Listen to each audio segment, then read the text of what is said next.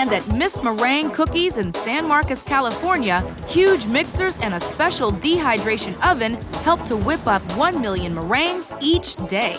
And it all starts with one critical ingredient, liquid egg whites. This is the first step in making meringue, is receiving our raw materials.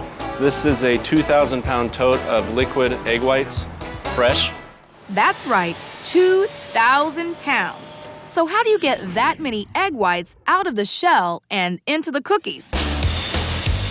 Well, after the eggs leave the chicken farm, they're brought to a big-time egg processing plant where they're loaded onto a machine that's like a high-tech carousel.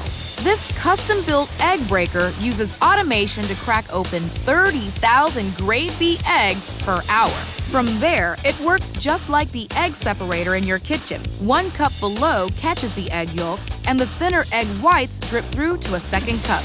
Mayonnaise factories and bakers will purchase the yolks. And the whites are sent out to huge bakeries like this one, where this 2,000-pound container will make about 500 to 800 cases, or about 520,000 cookies. Formula to meringue is fairly simple. It's primarily egg whites and sugar.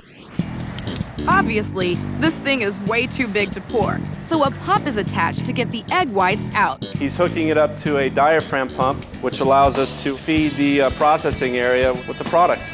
The pump feeds the whites into cooking kettles that hold 100 gallons. And sugar is added. We heat it up to a certain temperature. Once it's heated at that temperature and egg whites are super saturated with sugar, we can transfer it to the mixing stage.